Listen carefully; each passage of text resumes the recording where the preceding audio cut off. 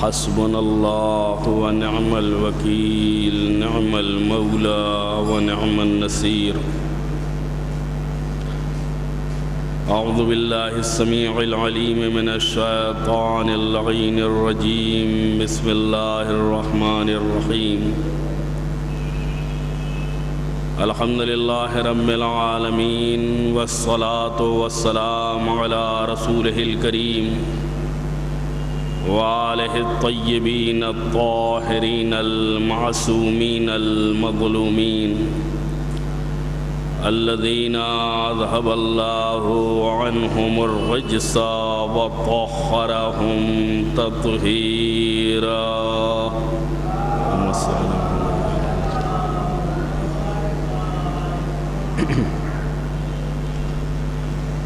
أما بعد فقد بسم الله الرحمن الرحيم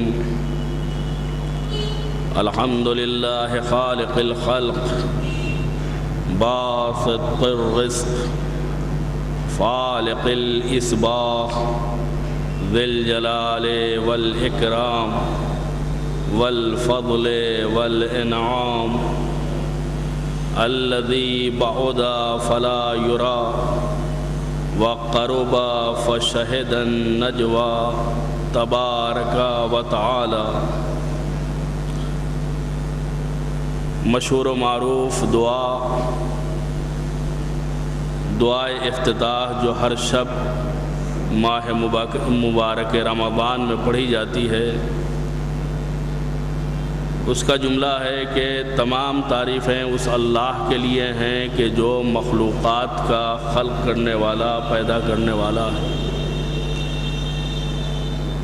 خالق الخلق تمام خلائق کی پیدائش اور ان کی تخلیق کا ذمہ دار ہے. باسط الرزق یہ ایسا خالق ہے کہ جو رزق کو وسیع کرنے والا ہے، رزق میں اضافہ کرنے والا ہے. یعنی خلق کے ساتھ ساتھ، پیدائش کے ساتھ ساتھ یہ رازق بھی ہے اور اس رزق کو وسعت دینے والا ہے. فالق الاصباح یہ صبح کا برآمد کرنے والا ہے. فالق الاصباح کے معنی یہ ہے کہ رات کی تاریکی کے دامن کو چیر کر صبح کے نور روشن کو باہر نکالنا. صبح کہ جو نعمت ہے الہی نعمتوں میں سے، اس کا یہ برآمد کرنے والا ہے. ذی الجلال والاکرام یہ صاحب جلال بھی ہے اور صاحب اکرام بھی ہے. والفضل والانعام یہ ایسا خدا ہے کہ جو فضل بھی رکھتا ہے اور نعمتیں بھی دیتا ہے. اس کے بعد معرفت کی ایک عظیم منزل کی طرف اشارہ ہے. الذی بعد فلا یری وقرب فشهد النجوى یہ ایسا خدا ہے کہ جس کی عظمتیں اسے اتنا دور لے جاتی ہیں کہ وہ دکھائی نہیں دیتا، اور وقرب فشهد النجوى اس کی قدرت اتنا سامنے رکھتی ہے کہ ہر راز کے ساتھ وہ شریک ہے اور ہر راز میں وہ رازدار ہے. تبارک و تعالی وہ بابرکت بھی ہے اور بلند شخصیت بھی ہے. دعا کے اس ٹکڑے میں جہاں ہم مخلوقات کے لیے خدا کے خالق ہونے اور رزق کے تلاش کرنے والوں کے لیے باسط الرزق ہونے کا اعلان کرتے ہیں، وہیں اس کی اس قدرت اور اس صلاحیت کو بھی سامنے رکھتے ہیں کہ وہ صبح کو رات کی تاریکی سے برآمد کرتا ہے. اور سب سے اہم جملہ جو اس ٹکڑے میں ہے وہ یہ ہے کہ الذی بعدا فلا یرا، اس کی عظمت اتنی بلند ہے کہ ہم اسے دیکھ نہیں پاتے ہیں، وہ دکھائی نہیں دے سکتا ہے۔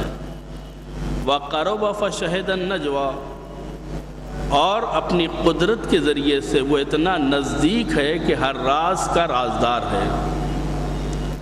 یہ تقریباً ایک متضاد کیفیت ہے جو ہمارے سامنے آ رہی ہے، اتنا بلند جو دکھائی نہیں دیتا ہے، اور اتنا صاحب قدرت کہ کوئی راز، کوئی مناجات، کوئی بات ایسی نہیں ہوتی کہ جس میں وہ شریک نہ ہو۔ یہ خدا کی تعریف ہم کر رہے ہیں اس دعا میں۔ خدا ہمارے درمیان ہماری شہرگ گردن سے بھی زیادہ قریب ہے۔ مولا کائنات حضرت علی ابن ابی طالب علیہ السلام سے پوچھا گیا کہ کیا آپ نے اس خدا کو دیکھا ہے جس کی عبادت کرتے ہیں؟ اس خدا کو اپنی آنکھوں سے دیکھا ہے جس کی عبادت آپ فرماتے ہیں کہ میں اس خدا کی عبادت کر ہی نہیں سکتا جسے نہ دیکھا ہو، یعنی اندیکھے خدا کی عبادت نہیں کر سکتا۔ لوگوں کو تعجب ہوا کہ کیا خدا دکھائی دینے کے لائق ہے؟ کہاں خدا دکھائی دیتا ہے، خدا نظر آتا ہے، لیکن سر کی آنکھوں سے نہیں بلکہ دل کی آنکھوں سے دکھائی دیتا ہے، معرفت کے ذریعے سے دکھائی دیتا ہے، عرفان کے ذریعے سے دکھائی دیتا ہے۔ تم اگر چاہو کہ اپنی ان مادی آنکھوں سے جیسے آپس میں ایک دوسرے کو دیکھ رہے ہو ویسے ہی خدا کو دیکھو تو یہ ناممکن ہے، اس لیے کہ خدا جسم نہیں ہے جو تمہاری آنکھوں کی محدودیت کی زینت بنے، یا خدا جسم نہیں ہے جو کسی سمت میں واقع ہو، یا خدا جسم نہیں ہے کہ جو کسی مکان میں واقع ہو۔ اس لیے کہ کسی ایک طرف واقع ہونا، کسی ایک جگہ واقع ہونا یا دکھائی دینا یہ محدودیت کی دلیل ہے، یہ ایک طرح کی قید و بند ہے۔ یقیناً خدا اللہ محدود ہے، خدا کی ذات میں کوئی حد بندی نہیں ہے، لہذا ان آنکھوں سے تم خدا کو نہیں دیکھ سکتے ہو۔ اگر دیکھنا ہے تو دل کی آنکھوں سے دیکھنا ہوگا، دیکھنا ہے تو عرفان کی آنکھوں سے دیکھنا ہوگا، دیکھنا ہے تو قلب و ذہن و شعور کی آنکھوں سے دیکھنا ہوگا، تب تمہیں خدا دکھائی دے گا۔ کائنات میں کون سی ایسی چیز ہے جو بغیر خدا کے دکھائی دے؟ اس کی مثال ایسی ہی ہے کہ ہم ایک تصویر، خوبصورت سی تصویر کسی پرندے کی، کسی انسان کی، کسی عمارت اور بلڈنگ کی، ایک فریم میں وہ تصویر لگی ہوئی ہے اور ہم اسے دیکھ رہے ہیں۔ بظاہر یہ صرف تصویر ہے، دیکھنے میں یہ صرف ایک فوٹو ہے، ایک ڈرائنگ ہے، ایک پینٹنگ ہے، اس کے علاوہ کچھ نہیں۔ لیکن اہل نظر ایک ہی وقت میں دیکھنا چاہیں تو کیا کیا دیکھ سکتے ہیں، یہ میں آپ کے سامنے عرض کرنا چاہتا ہوں۔ وہ پینٹنگ، وہ خوبصورت سی تصویر، وہ اچھی ڈرائنگ کے جو ٹنگی ہوئی ہے، جب آپ اسے دیکھتے ہیں تو اس کے بنانے والے کی طرف ذہن جاتا ہے کہ جب یہ تصویر اتنی اچھی ہے تو اس کا ہنر کتنا اونچا ہوگا۔ لیکن اگر کوئی شخص آپ سے آ کے یہ کہے کہ یہ خوبصورت سی تصویر جو ٹنگی ہوئی ہے یہ اپنے آپ بن گئی ہے، اسے کسی نے بنایا نہیں ہے، یہ اپنے آپ کریٹ ہو گئی ہے، اسے کسی نے ڈرائنگ نہیں کیا ہے، تو کیا آپ مان لیں گے؟ کیا آپ تسلیم کر لیں گے کہ یہ تصویر خود بخود کھنچ جائے، خود بخود نگیٹو بن جائے، خود بخود پازیٹیو بن جائے، خود بخود چھپ جائے، خود بخود فریم بن جائے اور آ کے کسی ایسی جگہ پر جہاں دیکھنے والوں کی آمد و رفت ہے معلق ہو جائے؟ کیا یہ ممکن ہے؟ اگر آپ سے یہ کہا جائے کہ نہیں ایسا ہوا ہے تو آپ اسے ماننے کے لیے تیار نہیں ہیں۔ آپ تصویر کے ساتھ ساتھ تصویر بنانے والے کو بھی دیکھ رہے ہیں کہ کسی نے اسے بنایا ہے، ڈرائنگ کے ساتھ ڈرائنگ کرنے والے کو بھی محسوس کر رہے ہیں کہ کسی نے برش کے ذریعے سے، رنگ کے ذریعے سے اس تصویر میں رنگ بھرا ہے، اور اسی کے ساتھ ساتھ کسی نے فریم بنا کر کے اس کو آویزاں کیا ہے۔ لوگ لاکھ کہیں یہ اپنے سے بن گئی ہے، لیکن انسانی ذہن اور انسانی فکر و نظر جو شعور کی منزل میں ہے اور اس پر دیوانگی طاری نہیں ہے، وہ کبھی بھی اس بات کو تسلیم نہیں کر سکتی کہ تصویر بغیر بنانے والے کے بن جائے۔ عزیزان گرامی، جب ایک تصویر، مردہ سی تصویر، بے جان سی تصویر بغیر بنانے والے کے، بغیر ٹانگنے والے کے نہ آویزاں ہو سکتی ہے اور نہ بن سکتی ہے، تو یہ کائنات میں چلتے پھرتے مخلوقات الہی، یہ جانور، یہ حشرات، یہ رنگ برنگے پرندے، یہ آسمان سے گرنے والی بارش، یہ تمام نعمت الہی، یہ بغیر کسی کے نازل کیے ہوئے، بغیر کسی کے کریٹ کیے ہوئے کس طریقے سے وجود پذیر ہو سکتے ہیں؟ لہٰذا جب ہم بارش دیکھتے ہیں تو بارش کے ساتھ برسانے والے کو بھی محسوس کرتے ہیں، جب ہم پرندوں کو دیکھتے ہیں تو پرندوں کے ساتھ ان رنگ برنگے پروں کا بنانے والا بھی ہماری سمجھ میں آتا ہے کہ جس نے ان پرندوں کو تخلیق کی منزل تک پہنچایا ہے۔ جب ہم انسانوں کو دیکھتے ہیں تو انسانوں کے ساتھ انسانوں کی صلاحیت اور ان کے جسم کو تخلیق کی منزل سے گزارنے والے کا بھی ہم تصور کرتے ہیں کہ جس نے اسے پیدا کیا ہے۔ لہذا حضرت فرماتے ہیں کہ خدا کو دیکھے بغیر کون عبادت کر سکتا ہے؟ بس فرق یہ ہے کہ آنکھوں سے، یعنی سر کی آنکھوں سے خدا نہیں دکھائی دیتا ہے، دل کی آنکھوں سے دکھائی دیتا ہے، قلب کی آنکھوں سے دکھائی دیتا ہے۔ لہذا معرفت چاہیے، عرفان چاہیے، تب جا کر کے خدا نظر آئے گا۔ ایسا خدا کہ جو اپنی عظمتوں سے اتنا دور ہے کہ فلا یرا، نظر ہی نہیں آتا، اور اس کے بعد وَقَرُبَ فَشَهِدَ النَّجْوَى، عظمت کے اعتبار سے دور ہے لیکن قدرت کے اعتبار سے نزدیک ہے۔ کیسے نزدیک ہے؟ خدا خود کہتا ہے کہ میں تمہاری شہرگ گردن سے بھی زیادہ قریب ہوں، تمہاری شہرگ گردن سے بھی زیادہ میں قریب ہوں تم سے، یعنی تم اپنے آپ سے اتنا قریب نہیں ہو جتنا میں تم سے قریب ہوں۔ جب وہ اتنا قریب ہے تو پھر دور کہاں ہوا؟ عظمت کے اعتبار سے دور ہے لیکن قدرت کے اعتبار سے قریب ہے۔ اور دوسرے مذاہب میں بھی معبودوں کے تصور کے اعتبار سے دیکھا گیا ہے کہ وہ اپنے خداؤں کو قریب و نزدیک محسوس کرتے ہیں، لیکن اسلام کی بنیاد کچھ اور ہی ہے۔ چنانچہ ہمیں جناب یوسف اور زلیخا کے واقعے میں ملتا ہے کہ جب زلیخا نے گناہ کا ارادہ کیا اور سارے دروازے بند کر دیے، سارے پردے گرا دیے اور یوسف کی طرف بڑھنے کا قصد کیا، تو پہلے کام یہ کیا کہ سامنے جو بت رکھا ہوا تھا اس کے اوپر کپڑا ڈال دیا۔ یوسف پوچھتے ہیں یہ کیا کیا؟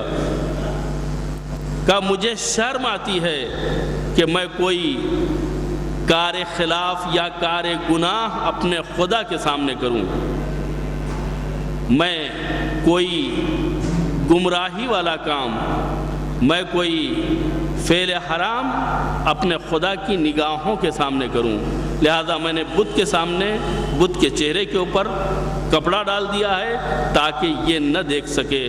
ایک مرتبہ جناب یوسف نے اسی جملے سے فائدہ اٹھاتے ہوئے ارشاد فرمایا کہ تمہارا تو خدا وہ ہے کہ جو کپڑا ڈالنے سے اس کی نگاہیں کام نہیں کرتی ہیں، وہ آگے نہیں دیکھ سکتا ہے، لیکن میرا خدا وہ ہے جس کے سامنے نہ کوئی حائل ڈالا جا سکتا ہے، نہ کوئی دیوار کھڑی کی جا سکتی ہے، نہ اس کی نگاہوں کے سامنے کوئی پردہ ڈالا جا سکتا ہے۔ یعنی تم ایسے محدود خدا کی الوہیت کی قائل ہو کہ جس کو دھوکہ بھی دیا جا سکتا ہے اور اس کے آنکھ پہ پٹی بھی باندھی جا سکتی ہے، لیکن ہمارا پروردگار وہ ہے کہ جو تمہارے پردے کی رینج سے کہیں بالا تر ہے، تمہارے دلوں میں موجزن جذبات سے بھی واقف ہے، تمہارے سینے میں جو مد و زجر اٹھ رہا ہے، مد و جزر اٹھ رہا ہے، اس سے بھی واقف ہے۔ لہٰذا ہم اپنے پروردگار کو کیا جواب دیں گے؟ تم نے تو اپنے بت کے سامنے، اپنے خدا کے سامنے پردہ ڈال دیا ہے، لیکن ہمارا خدا جو ہے وہ پردے سے چھپنے والا نہیں ہے یا اس کے سامنے پردہ حائل ہونے والا نہیں ہے۔ یعنی خدا سب کچھ دیکھتا ہے، خدا کی نگاہوں میں سب کچھ ہے۔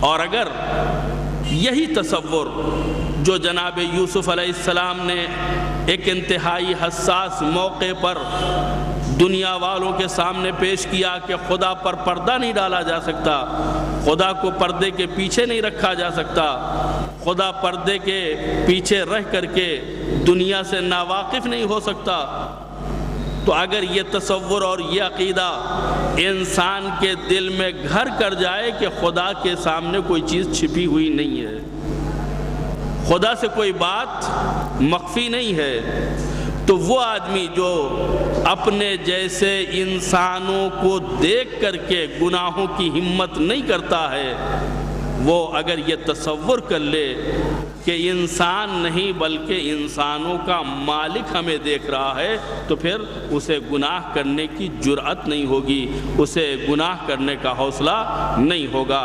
ہم اگر یہ باقاعدہ طور پہ عقیدہ بنا لے کہ خدا ہے اور دیکھ رہا ہے، تاریکی میں بھی دیکھتا ہے، اکیلے میں بھی دیکھتا ہے، سب کے سامنے بھی دیکھتا ہے، کمرے میں بھی دیکھتا ہے، سڑک کے اوپر بھی دیکھتا ہے، مجمع عام میں بھی دیکھتا ہے، نگاہوں کی خیانت کو بھی دیکھتا ہے، دلوں کی نیتوں کو بھی دیکھتا ہے، اگر یہ تصور ہمارے دل میں گھر کر جائے تو پھر ہم ایک صحیح اور حقیقی مسلمان بن سکتے ہیں۔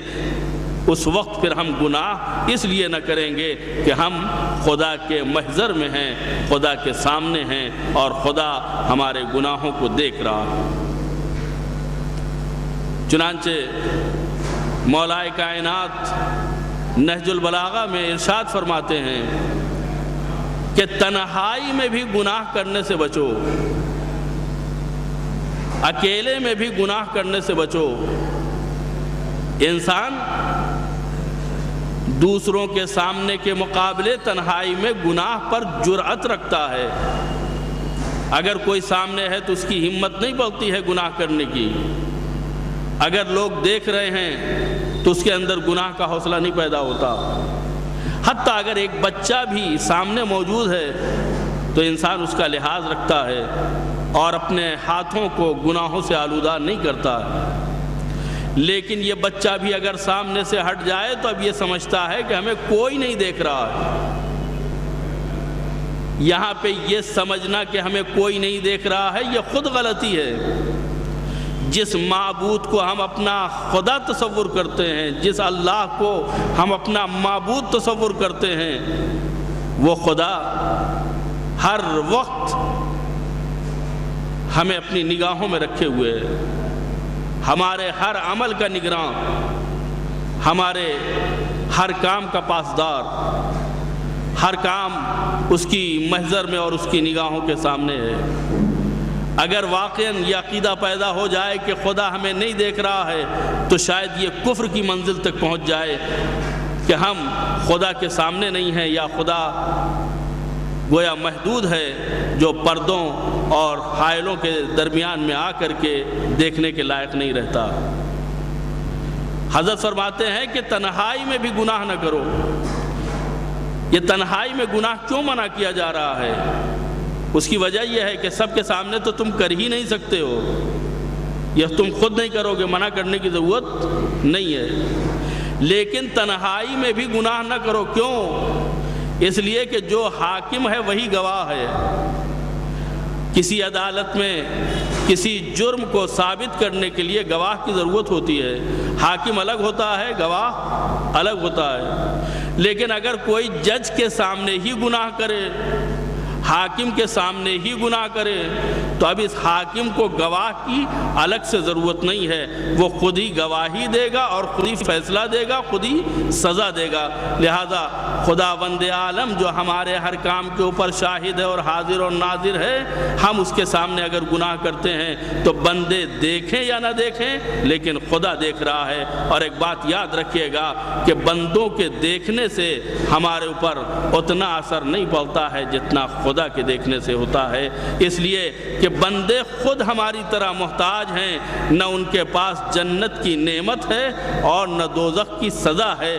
وہ نہ کسی سے اگر راضی ہو جائیں تو نعمات جنت سے سرفراز کر سکتے ہیں، اور اگر کسی سے ناراض ہو جائیں تو وہ کسی کو جہنم میں نہیں ڈال سکتے ہیں۔ جب ہم مجبور انسان کو اتنی رسپیکٹ دیتے ہیں تو وہ خدا جو مالک جنت و نار ہے اس کو کتنا احترام دینا چاہیے، یہ مولا کائنات کا ارشاد ہے۔ آج کی تاریخ یعنی 19 ماہ مبارک 40 ہجری میں انسانیت کا یہی علم بردار، خدا پرستی کا یہی اونچا معیار اور معرفت پروردگار کی علامت، عدالت الہیہ کا مظہر اپنا سر سجدے میں رکھتا ہے اور ابن ملجم کی تلوار اپنا کام کر جاتی ہے۔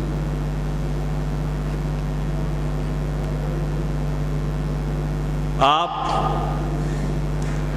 دیکھیں کس طریقے سے حضرت علی علیہ السلام نے ہر منزل پہ ہماری عبرت کا سامان کیا ہے اور ہمارے لیے درس کا مقام فراہم کیا ہے۔ پوری زندگی کبھی سیر ہو کے نہ کھایا۔ یہ کیوں نہیں کھا رہے ہیں؟ کیا کھانا نہیں ہے؟ کہتے ہیں کہ کیا تم اس بات پہ راضی ہو؟ میں اس بات پہ خوش ہو جاؤں کہ لوگ مجھے امیر المومنین کہیں اور میں ان کے فاقے میں شریک نہ ہوں، میں خود کھا لوں اور فقراء بھوکے رہ جائیں، میں خود پہن لوں اور لوگوں کو لباس نصیب نہ ہو۔ خدا کی قسم، امیر کا کھانا اور امیر کا لباس، حاکم کا کھانا اور حاکم کا لباس اپنے عوام کے لباس اور کھانے سے اونچا نہیں ہونا چاہیے، اس لیے کہ جو صاحبان حاجت ہیں، مستمند ہیں، فقیر ہیں، غریب ہیں، اگر حاکم بھی ان کے جیسا لباس پہنے گا، اگر حاکم بھی ان کی جیسی غذا کھائے گا تو انہیں تسکین ہوگی کہ ہم ہی اکیلے سوکھی روٹی نہیں کھا رہے ہیں بلکہ ہمارا حاکم بھی ہمارے ساتھ اس معاملے میں برابر کا شریک ہے۔ قناعت کا یہ عالم ہے کہ جب افطار میں بیٹی نے دودھ کا پیالہ اور نمک روٹی کے ساتھ رکھا تو آنکھوں میں آنسو آ گئے۔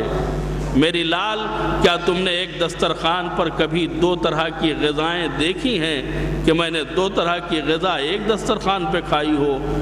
مولا، یہ غذا کہاں ہے؟ یہ تو نمک ہے، یہ تو دودھ ہے جسے غذا نہیں کہا جا سکتا۔ لیکن علی کو یہ بھی گوارا نہیں ہے کہ دو طرح کے خورشت یا دو طرح کے سالن یا دو طرح کی چیزیں کہ جو روٹی سے کھائی جا سکتی ہیں وہ ایک دسترخوان پہ جمع ہوں، اس لیے کہ علی جس زمانے میں زندگی گزار رہے ہیں وہ غربت کا، فقر و فاقے کا زمانہ ہے، لہذا علی کا دل اپنے لیے نہیں کائنات کے فقیروں کے لیے دھڑک رہا ہے، علی کا دل فاقہ کشوں کے لیے دھڑک رہا ہے، علی کا دل کائنات کے مصیبت زدوں کے لیے دھڑک رہا ہے، لہذا علی آواز دیتے ہیں ان میں سے ایک غذا اٹھا لو۔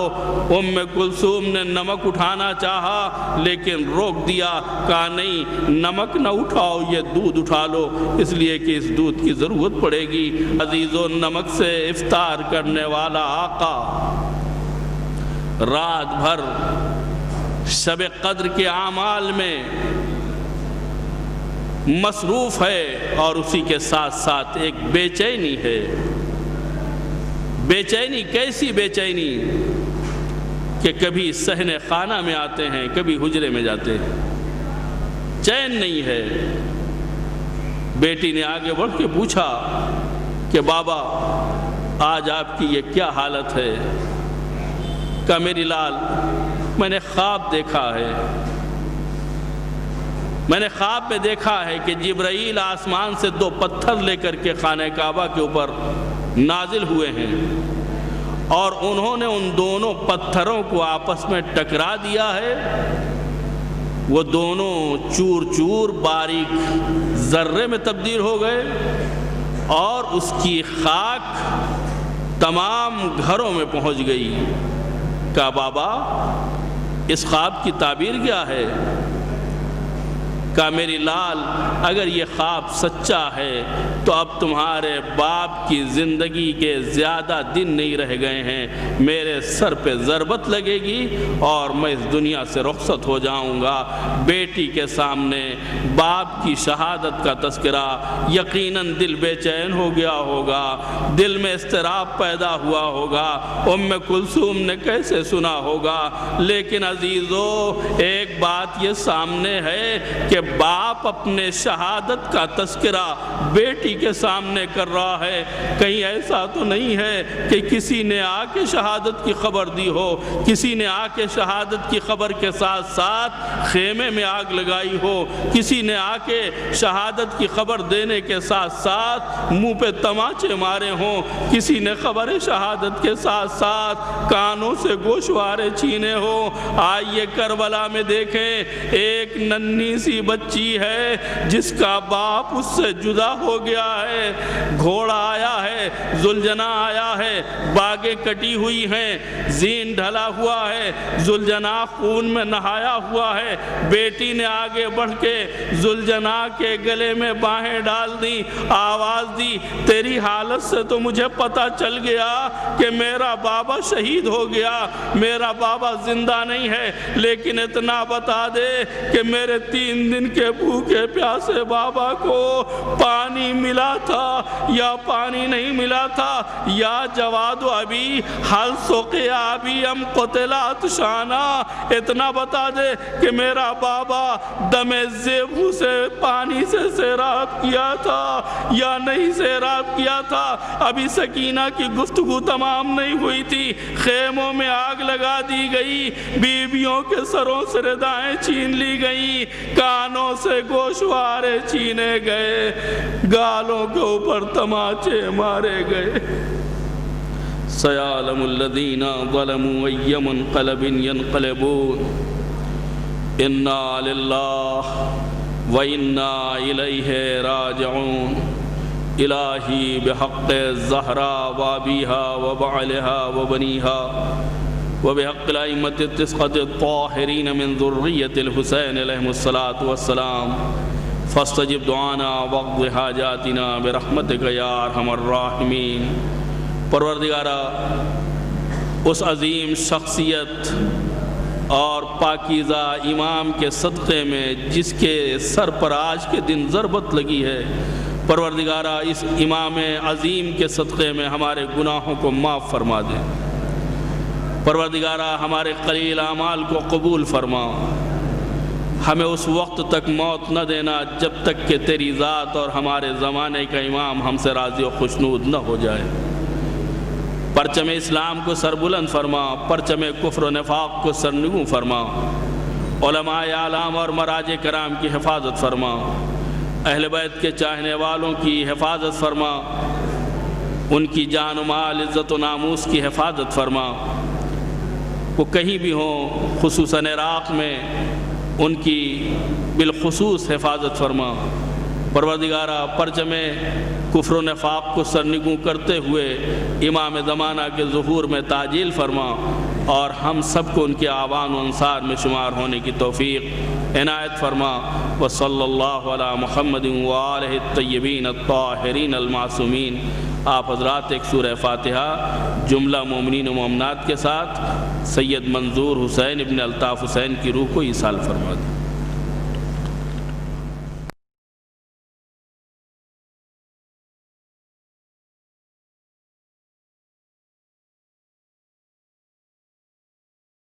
لا حول ولا قوة إلا بالله العلي العظيم۔ حسبنا الله ونعم الوكيل، نعم المولى ونعم النصير۔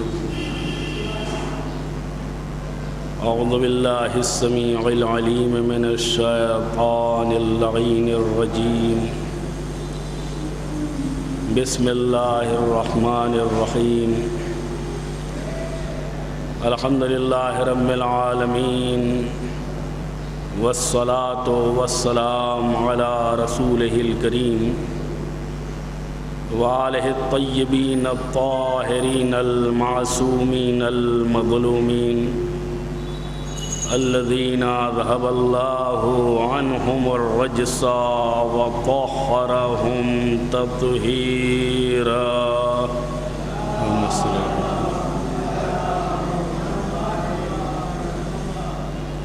اما بعد فقد بسم اللہ الرحمن الرحیم۔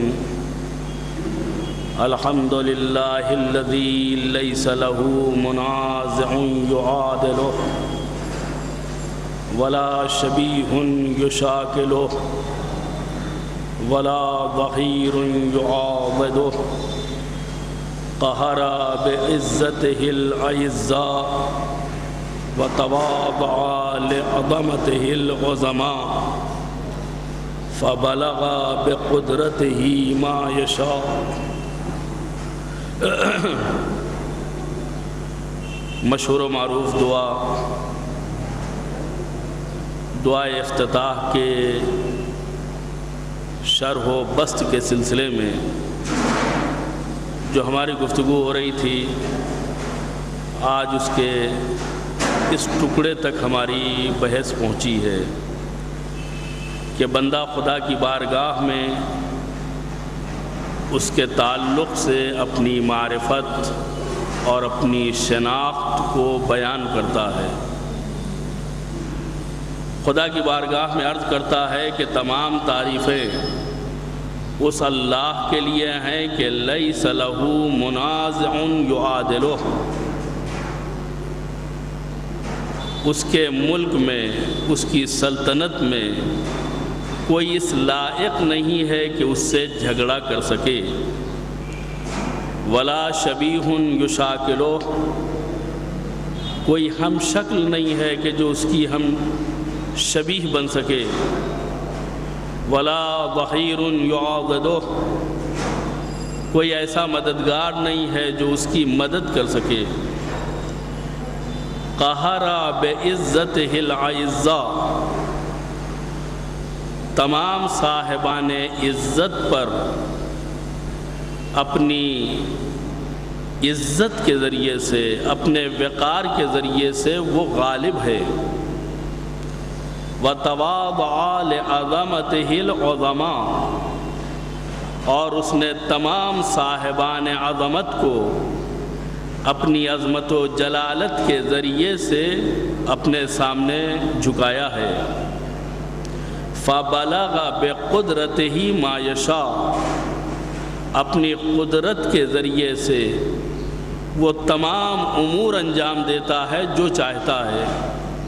یعنی خدا وہ قادر مطلق ہے کہ نہ کوئی اس کی مملکت میں اس سے اختلاف کر سکتا ہے، جھگڑا کر سکتا ہے، نہ کوئی اس کی شبیہ ہے، نہ کوئی اس کا مددگار ہے، اور اگر اس نے عزت والوں کے اوپر اپنا رعب جمایا ہے تو اپنی عزت کی بنیاد کے اوپر، کسی اور ذریعے سے نہیں۔ اگر صاحبان عظمت اس کی بارگاہ میں سربسجود نظر آتے ہیں تو یہ اس کی عظمت کی بنیاد کے اوپر ہے، اور اگر لوگ کوئی کام اس کے امر کے مطابق اور منشا کے مطابق انجام دیتے ہیں تو یہ اس کی قدرت کی بنیاد کے اوپر ہے۔ کوئی ایسا مددگار نہیں ہے جو اس کی مدد کر سکے، کوئی ہم شکل نہیں ہے جو اس کی شبیہ بن سکے۔ یعنی آخر میں صرف ایک جملہ کہنا کافی ہے کہ لیسا کمثلہ شیء، اس جیسا کوئی نہیں ہے، اس جیسی کوئی ذات نہیں ہے، اس جیسی کوئی ہستی نہیں ہے، وہ صرف اور صرف خود تنہا اور اکیلا ہے۔ نہ وجود میں اس جیسا کوئی ہے، نہ خلقت کے اعتبار سے جو اس نے مخلوقات پیدا کی ہیں، خالق ہونے کے اعتبار سے اس جیسا کوئی ہے، نہ رازق ہونے کے اعتبار سے کوئی اس جیسا ہے، نہ مالک ہونے کے اعتبار سے کوئی اس جیسا ہے، نہ ستار العیوب ہونے کے اعتبار سے اس جیسا ہے، کوئی اس جیسا نہیں ہے۔ اور اسی کے ساتھ ساتھ یہ بھی بیان ہوتا ہے کہ کوئی اس کا مددگار نہیں ہے۔ یہاں پہ ممکن ہے کسی کے ذہن میں بات آئے کہ ایک طرف یہ کہا جا رہا ہے کہ اس کا کوئی مددگار نہیں ہے، دوسری طرف یہ ہواؤں کے اوپر موکل فرشتے ہیں جو ہوائیں چلاتے ہیں، یہ سورج کے اوپر موکل فرشتے ہیں جو سورج کو کھینچ کے لاتے ہیں، یہ چاند کے اوپر موکل فرشتے ہیں جو چاند کو محاق سے باہر نکالتے ہیں، یہ دن کے اوپر موکل ہیں، وہ رات کے اوپر موکل ہیں، یہ بارش کے اوپر موکل ہیں۔ تو اگر خدا کو مدد کی ضرورت نہیں ہے تو خدا نے ان فرشتوں سے مدد لی کیوں؟ اور اگر خدا مدد کا طالب ہے تو پھر یہ کیوں کہا جا رہا ہے کہ وہ مددگار کا خواستار نہیں ہے، مددگار اسے چاہیے نہیں؟ عزیزو، مدد دو طرح کی ہوتی ہے۔ ایک مدد وہ ہے کہ جو انسان اپنے پارٹنر سے لیتا ہے، پارٹنر کا مطلب ہے برابر کا شریک، کہ اگر یہ مدد نہ کرے تو کوئی کام ہو ہی نہیں سکتا۔ لیکن ایک مدد وہ ہے جو اپنے ورکر سے لیتا ہے۔ یہ جو ورکر سے مدد لیتا ہے یہ مدد نہیں کہلاتا، یہ ورکر کو ایک طرح کا افتخار دیا جاتا ہے کہ ہم نے تم سے کام لے لیا۔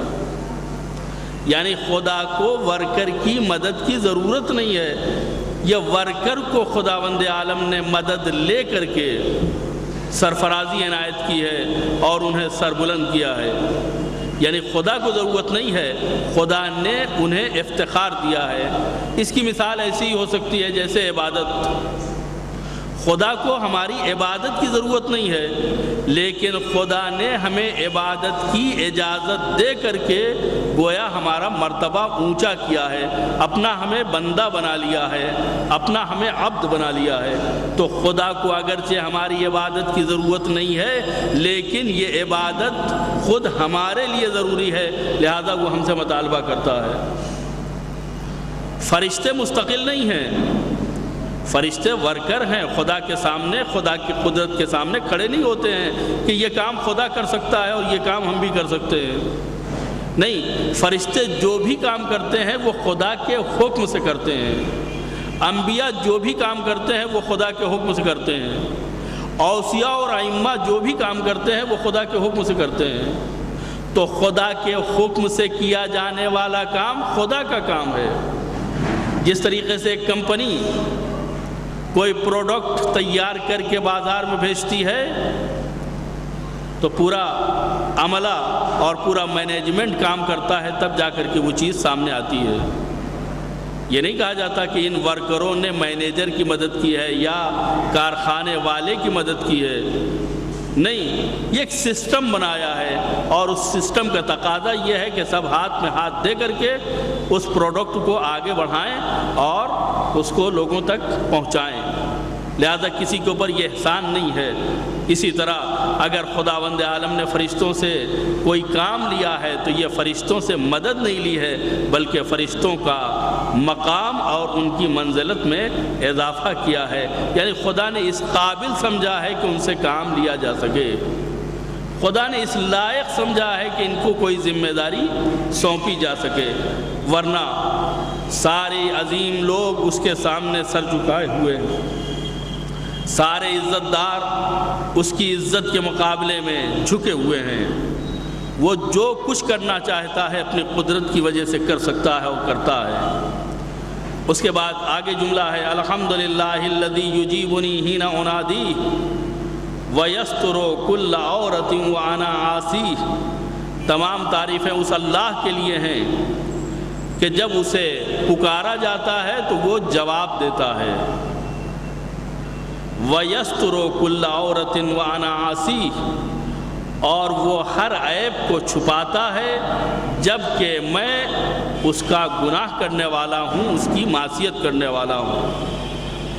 آج اگر ہمارے مزاج کے خلاف کوئی بات ہو جائے،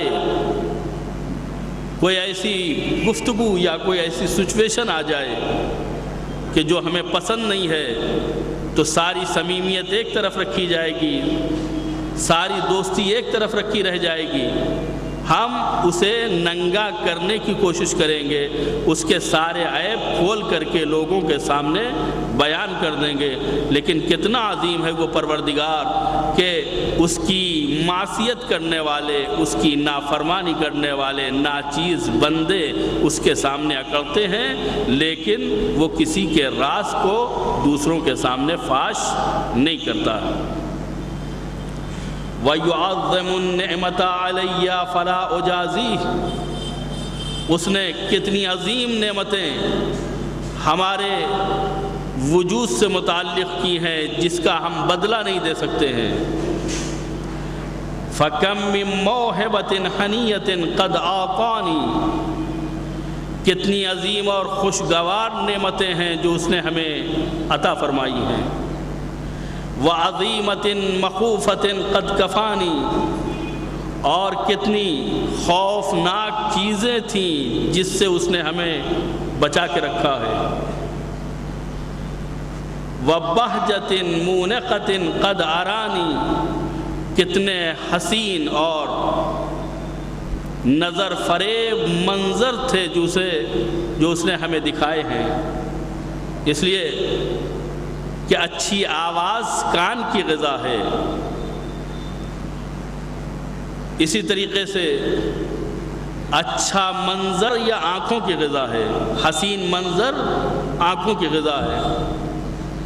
ایک آدمی خوبصورتی کو دیکھتا ہے، ایک آدمی پھول کو دیکھتا ہے تو جس طریقے سے خوشبو اسے سرشار بنا دیتی ہے، اسی طریقے سے یہ دیکھنا بھی اسے خوش کر دیتا ہے، اچھی چیزوں کا دیکھنا اسے مسرور بنا دیتا ہے۔ لہذا بہت سی ایسی شکلیں اور بہت سے ایسے مناظر کہ جسے خداوند عالم نے اپنے عطا اور اپنی عنایت کے ذریعے سے ہمیں ان مناظر سے محظوظ ہونے کے لیے موقع فراہم کیا۔ فَحُسْنِي عَلَيْهِ حَامِدًا، میں اس بات پر خدا کی حمد کرتا ہوں، اس کی ثنا کرتا ہوں۔ وَأَذْكُرُهُ مُسَبِّحًا، اور خدا کا تذکرہ اس کی تسبیح کے ساتھ کرتا ہوں۔ اس کے بعد آیت کے مزید، اس دعا کے مزید جملے ہیں الحمدللہ الذی لا یہتک حجابہ تمام تعریفیں اس اللہ کے لیے ہیں کہ جس کا حجاب نور اٹھایا نہیں جا سکتا، ولا یغلق بابہ، ساری کائنات کے دروازے بند ہو سکتے ہیں، لوگ اپنے دروازے بند کر کے ہمیں مایوس کر سکتے ہیں، لیکن خدا اپنا دروازہ بند نہیں کرتا ہے۔ لا یغلق بابہ، اس کا دروازہ ایک اسی کا دروازہ ہے جو بند نہیں ہوتا ہے۔ ولا یرد سائلہ، مانگنے والے جب مانگتے ہیں تو ان کی عزت داؤں کے اوپر لگ جاتی ہے، لیکن جب یہی مانگنے والا خدا کی بارگاہ میں آتا ہے اور اپنے سوالات کو اس کی بارگاہ میں پیش کرتا ہے، لا یرد، تو یہ رد نہیں کیا جاتا ہے، واپس نہیں کیا جاتا ہے۔ ولا یخیب عامرہ، اور جو بھی اس دروازے پر امید لے کے آتا ہے، جو بھی اس دروازے پر کسی عنایت کی اور کسی امید کی جھلک کو دیکھ کے آتا ہے، لا یخیب، اسے مایوس نہیں پلٹایا جاتا، اسے خالی جواب نہیں دیا جاتا۔ وہ ایسا پروردگار ہے کہ تمام تعریفیں اس ذات کے لیے ہیں کہ یؤمن الحمدللہ الذی یؤمن الخائفین، خوف زدہ لوگوں کو وہ امان دیتا ہے، وَيُنَجِّ الصَّالِحِينَ، اور نیک عمل کرنے والوں کو نجات دیتا ہے، وَيَرْفَعُ الْمُسْتَضْعَفِينَ، جنہیں سماج نے، معاشرے نے کمزور بنا دیا ہے، ان کمزوروں کو وہ بلندی دینے والا ہے، ان کمزوروں کو عزت دینے والا ہے۔ وَيَضَعُ الْمُسْتَكْبِرِينَ، سماج میں جو اکڑ کے رہتا ہے، جو غرور و تکبر کو استعمال کرتا ہے، جس نے افتخار اور گھمنڈ کو اپنا اوڑھنا بچھونا بنا رکھا ہے، یضع المستکبرین، ایسے گھمنڈیوں کو خدا ذلت و پستی کے گہرے گڑھے میں ڈال دیتا ہے۔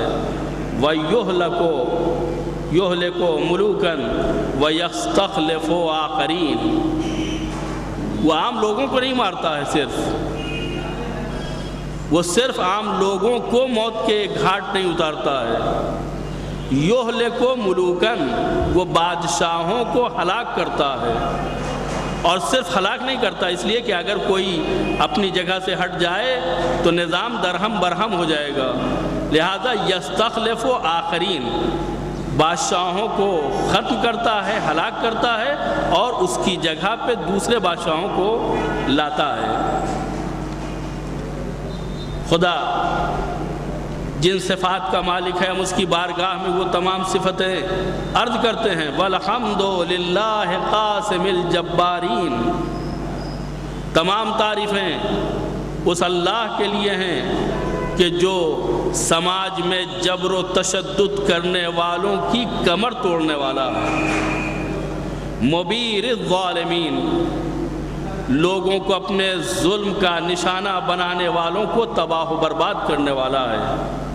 مدرک الحاربین، وہ ایسا خدا ہے جو فرار کرنے والوں کو گرفت میں لینے والا ہے، یعنی وہ لوگ کہ جو ستائے گئے ہیں، وہ لوگ کہ جو پریشان کیے گئے ہیں، جن کا استحصال ہوا ہے، وہ یہ نہ سمجھیں کہ ان پر ظلم کرنے والے خدا کے چنگل سے آزاد ہو کر کہیں بھاگ سکتے ہیں، نہیں، مدرک الحاربین، فرار کرنے والے فرار کریں گے لیکن اس کی دنیا سے باہر کہیں نہیں جا سکتے ہیں۔ موت کا شکنجہ کہیں نہ کہیں کسی نہ کسی مرحلے میں ان کی گردن تک پہنچنے والا ہے، لہذا وہ لوگ کہ جو مظالم کا شکار ہوتے ہیں، ان کے اندر ایک طرح کی عجلت ہوتی ہے کہ ابھی تک اس آدمی سے انتقام کیوں نہیں لیا گیا، اس کے اوپر عذاب کیوں نازل نہیں ہوا۔ ہم یہ سمجھتے ہیں کہ جتنا اس نے گناہ کر لیا بہت ہے، اب اس کے اوپر عذاب نازل ہو جانا چاہیے، لیکن خدا جانتا ہے کہ نہیں، ممکن ہے اس سے ابھی ایک نیک کام ہونے والا ہو، ممکن ہے اس کی ہدایت ہو کر کے خداوند عالم اسے گمراہی کے سمندر سے نکالنا چاہتا ہو، ممکن ہے ابھی اس کے ہاتھوں سے مزید ظلم ہونے والا ہو تاکہ جتنا یہ ظلم کر سکتا ہے کر لے، پھر خدا کو سزا دینے میں کسی قسم کی کوئی رکاوٹ نہ بنے۔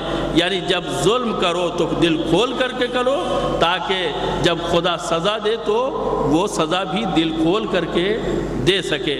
لہذا مدرک الحاربین، پریشان نہ ہو، گھبراؤ نہیں، یہ تمہارا ظالم، یہ تمہارا قاتل، یہ تمہارا حق ماننے والا کہیں بھاگ نہیں سکتا ہے، حاربین کا پکڑنے والا ہے، بھاگنے والوں کا، فرار کرنے والوں کا یہ مدرک ہے، ایسا مدرک کہ جو صرف پکڑتا نہیں ہے، نکال الظالمین، جن لوگوں نے دوسروں کے حق کو پامال کیا ہے ان سے انتقام لینے والا ہے، ان سے بدلہ لینے والا ہے۔ صریخ المستصرخین موضع حاجات الطالبین، پکارنے والے اس کو پکارتے ہیں، طلب کرنے والے اس سے اپنی حاجتیں طلب کرتے ہیں۔ معتمد المؤمنین، ایمان لانے والے اس پر اعتماد کرتے ہیں۔ اور آج کی گفتگو کو مکمل کرتے ہوئے دو تین جملے اور بھی آپ کی خدمت میں عرض کرنا چاہتے ہیں کہ الحمدللہ الذی من خشیتہ ترعد السماء وسکانها، تمام تعریفیں اس اللہ کے لیے ہیں کہ جس کے خوف سے، جس کی خشیت سے، جس کی عظمت کے مقابلے آسمان اور آسمان والے تھر تھراتے ہیں۔ وَتَرْجُفُ الْأَرْضُ وَأُمَّارُهَا، جس کی بزرگی کے سامنے، جس کی ہیبت کے سامنے زمین اور زمین کے رہنے والے لرزتے اور کانپتے ہیں۔ وَتَمُوجُ الْبِحَارُ، اور جس کی عظمت کی بنیاد کے اوپر سمندروں میں لہریں پیدا ہوتی ہیں۔ وَمَن يَسْبَحُ فِي غَمَرَاتِهَا، اور جس کے ذریعے سے یا جس کی عظمت کے ذریعے سے سمندر اور دریاؤں کی تہوں میں غوطہ لگانے والے کا دل کانپتا ہے۔ ہم اس خدا کی تعریف کرتے ہیں، اس مالک حقیقی کو یاد کرتے ہیں اور اس کی عظمت اور اس کی کبریائی کو بیان کرتے ہیں۔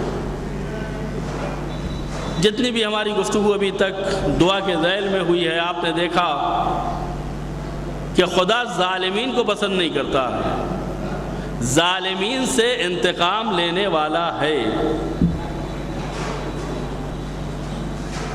ظالم کے مقابلے میں مظلوم ہوتا ہے، مظلوم وہ ہوتا ہے جس پر ظلم ڈھایا جاتا ہے، ظالم وہ ہوتا ہے جو ظلم ڈھاتا ہے۔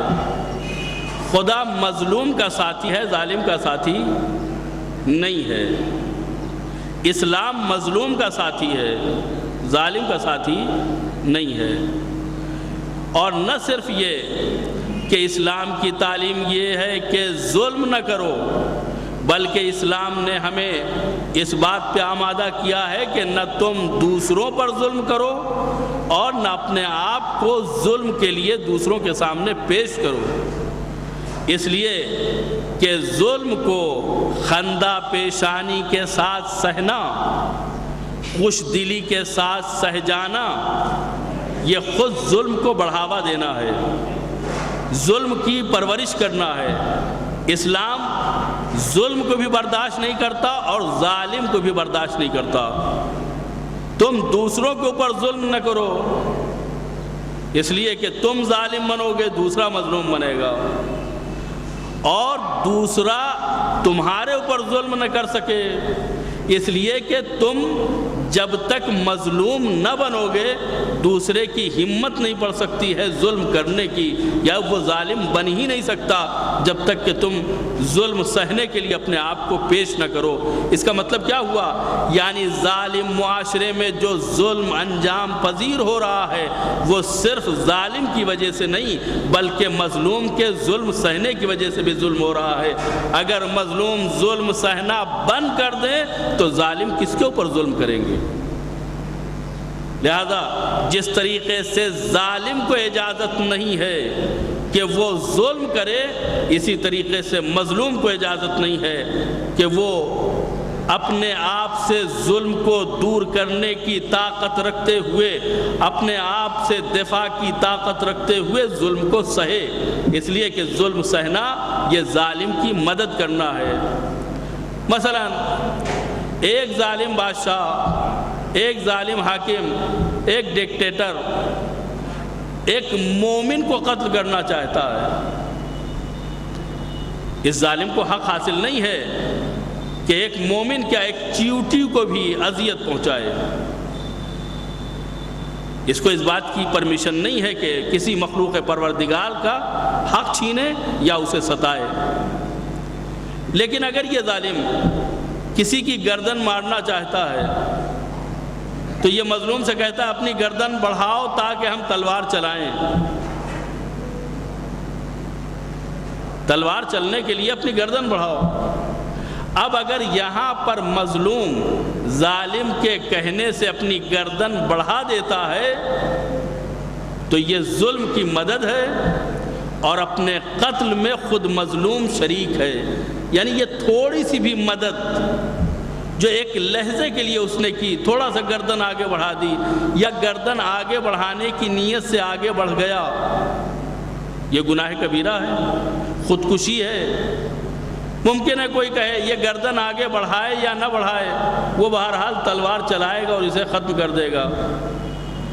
ختم کر دے گا تو وہ گناہ کرے گا، لیکن گناہ میں مدد کرنے کی اس کو ضرورت نہیں ہے۔ حتیٰ تھوڑی سی بھی مدد، یعنی گردن بڑھانے کی حد تک بھی مدد کی اجازت نہیں ہے۔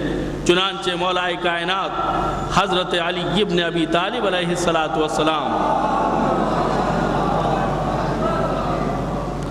ارشاد فرماتے ہیں کہ تم لوگ ظالم کے بھی مددگار بنو اور مظلوم کے بھی مددگار بنو۔ ظالم کی مدد کیسے ہوتی ہے؟ ظلم کے ساتھ ہمکاری کر کے نہیں، ظالم کی مدد کرو اسے ظلم سے روک کر کے، مظلوم کی مدد کرو اسے ظلم سے بچا کر کے۔ یعنی جس پر ظلم ہو رہا ہے اسے بچاؤ تاکہ ظلم ہونے نہ پائے، جو ظلم کر رہا ہے اسے ظلم کرنے سے روکو، اس لیے کہ یہ ظالم مظلوم پر ظلم نہیں کر رہا ہے بلکہ خود اپنے آپ پر ظلم کر رہا ہے۔ کل قیامت کے میدان میں جب یہ آئے گا تو یہ گویا خود اس نے اپنے لیے کنواں کھودا ہے، اس نے اپنے پیر میں کلہاڑی ماری ہے، کسی اور کو نہیں ستایا ہے بلکہ اپنے نام عمل کو اس نے خراب کیا ہے۔ یہ ایام جو ماہ مبارک میں انتہائی اہم ایام ہیں، مولا کائنات حضرت علی ابن ابی طالب علیہ السلام سے منسوب ہیں۔ اس امام سے منسوب ہیں جو رسول کا وصی برحق ہے، اس امام سے منسوب ہیں جو جانشین مطلق ہے، اس امام سے منسوب ہیں کہ جو جانشین پیغمبر بلا فصل ہے۔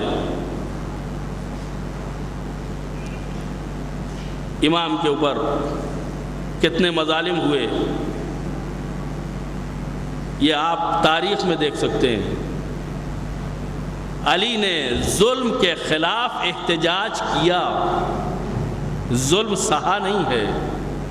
سہنا اس کو کہتے ہیں کہ کسی کے اوپر ظلم کیا جائے اور وہ دفاع نہ کرے۔ انسان کے اوپر واجب ہے کہ جتنا دفاع کر سکتا ہے وہ کرے۔ زبان سے کر سکتا ہے زبان سے کرے، ہاتھ پیروں سے کر سکتا ہے ہاتھ پیروں سے کرے، جتنا بھی اپنا آپ بچاؤ کر سکتا ہے بچاؤ اس کے اوپر واجب ہے۔ چنانچہ آپ نے دفاع کیا ہے ہر منزل کے اوپر، زبانی اعتبار سے بھی عملی اعتبار سے بھی۔